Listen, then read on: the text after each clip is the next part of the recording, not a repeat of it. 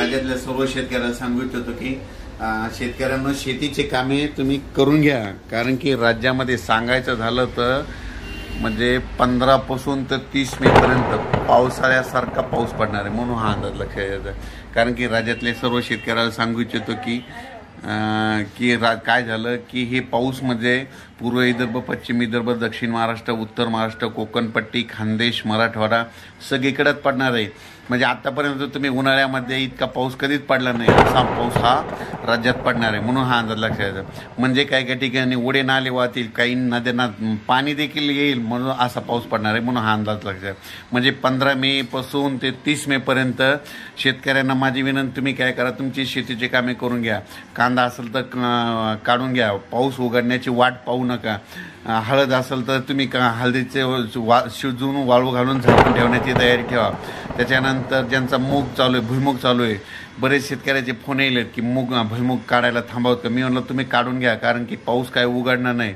आणि याच्यामध्येच काय होणार आहे, हा पाऊस काय होणार आहे 30 मे पर्यंत असाच चालू राहणार आहे। दररोज दोन दिवस एक भागात मुक्काम करत, आणि 30 मे नंतर काय होईल, परत मान्सूनचा पाऊस येईल, 1 जून लगेच मान्सून याच्यामध्ये इन्व्हॉल्व्ह होऊन जाईल, म्हणजे याच्यात सामून जाईल। आणि जूनच्या पहिल्या आठवड्यात यंदा मात्र मिरगी पेर होण्याचा चान्स आहे, म्हणून हे सगळ्यांनी लक्षात द्यायचं। आणि राज्यातल्या शेतकऱ्याला सांगू इच्छितो की म्हणजे यावर्षी 15 मे ते 30 मे दरम्यान मान्सून पूर्व पाऊस चांगला कोसळणार आहे, म्हणून हा अंदाज लक्षात द्यायचा। सांगायचं झालं तर हा पाऊस बीड जिल्ह्यात खूप पडणार आहे, बीड जिल्ह्यातल्या शेतकऱ्यासाठी आनंदाची बातमी।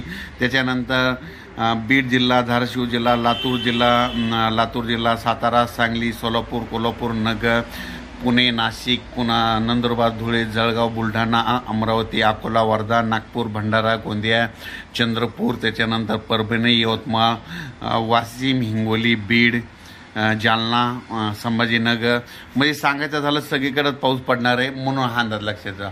त्याच्यानंतर बीड जिल्ह्यासाठी आनंदाची बातमी, बीड जिल्ह्यामध्ये तुमच्या शेतकऱ्याचे फोन आले, आमच्या ऊसाला पाणी कमी पडायले, तर त्यांच्यासाठी आनंदाची बातमी। म्हणजे समजा तुम्हाला उदाहरण एखाद्या गावाचं नाव सांगतो, समजा एखादं बीड धारा, जर बीड